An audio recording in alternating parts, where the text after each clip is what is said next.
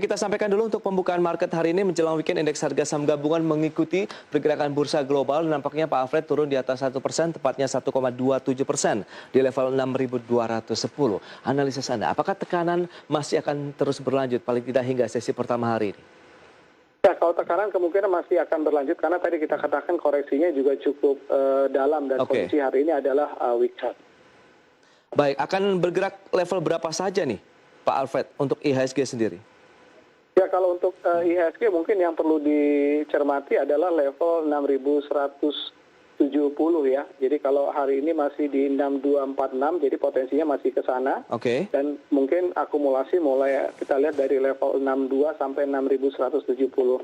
Karena kita masih melihat tadi bahwa sifatnya kemungkinan masih short term, artinya untuk bursa Amerika biasa dalam kondisi yang koreksi yang cukup besar biasanya selalu disertai dengan rebound untuk jangka pendeknya. Jadi ini kemungkinan yang bisa menjadi potensi yang cukup bagus untuk kondisi awal pekan depan untuk IHSG kita. Yes, investor asing dalam beberapa pekan terakhir memang sudah mulai banyak yang masuk kembali ke pasar modal seperti yang sudah Anda sampaikan juga di segmen sebelumnya nih Pak Alfred. Apakah ini mencerminkan bahwa sebenarnya pasar modal Indonesia masih menjadi surga investasi khususnya bagi investor asing, dan bagaimana juga strategi bagi investor domestik yang sudah mulai mendominasi dari pasar modal kita sendiri ini Pak Alfred? Ya, kalau kita lihat yang pertama tadi sejumlah emiten kita meskipun tadi secara overall keseluruhan memang banyak mengalami penurunan untuk koreksi pandemi di 2020.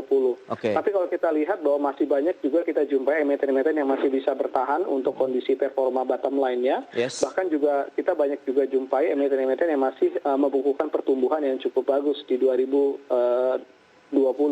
Dan kalau kita lihat dalam 1-2 bulan ke depan ini kita masuk kepada musim pengumuman dividen. Info rapat umum pemegang saham yang berisi tentang informasi pembagian dividen. Artinya kalau kita lihat tadi saya ambil contoh seperti Telkom yang memang labanya relatif cukup kuat ya di 2020. Optimisme untuk besaran dividen juga cukup besar untuk emiten-emiten seperti Telkom. Artinya bahwa kondisi-kondisi ini yang memang membuat tadi bahwa optimisme asing untuk masuk kita itu cukup besar. Apalagi tadi kalau bicara masalah recovery, ini yang membuat tadi kenapa kita katakan bahwa emiten-emiten kita masih memberikan atau menyuguhkan potensi pertumbuhan yang cukup bagus dari sisi bottom line. Karena kalau kita lihat kalau di-compare dengan beberapa negara, bisa dikatakan bahwa dari sisi PDB kita juga dampak ke kita relatif kita lebih kuat ketimbang beberapa negara yang lain, dan ini juga akan mulai tercermin dari performa emiten-emiten kita.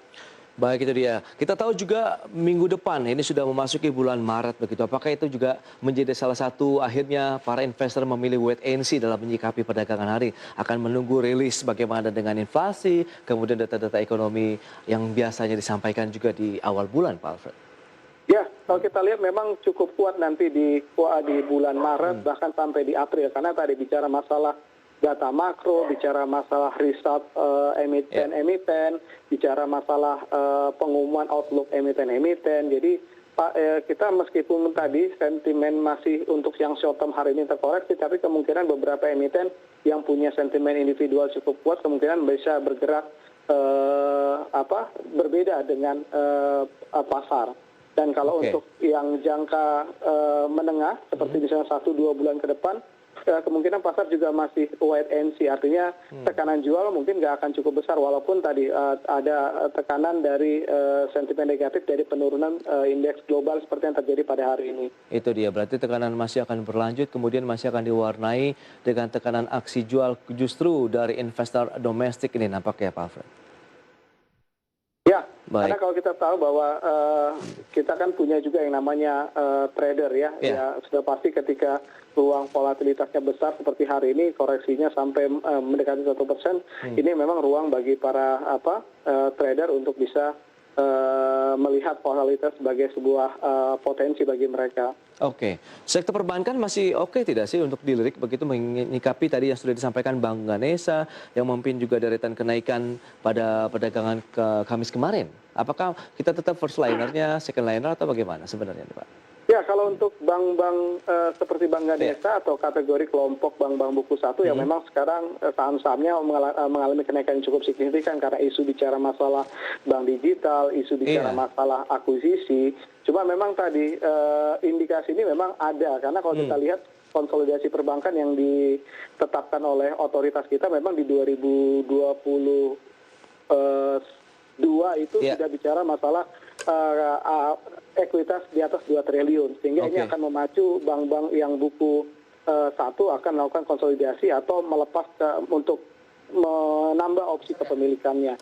Cuma memang hati-hati bahwa valuasinya juga sudah cukup tinggi, jadi bagi investor-investor yang maksud saya jangan sampai investor terjebak pada euforia beberapa bank yang memang sudah mengalami aksi korporasi akuisisi, sudah mengalami atau merealisasikan aksi untuk berubah ke digital, karena belum tentu semua bank akan melakukan hal yang sama. Ini kan masih dalam bentuk rumor, ini masih dalam bentuk ekspektasi bahwa bank-bank buku satu itu akan dalam waktu dekat akan banyak melakukan aksi korporasi terkait dengan penyesuaian terhadap regulasi perbankan.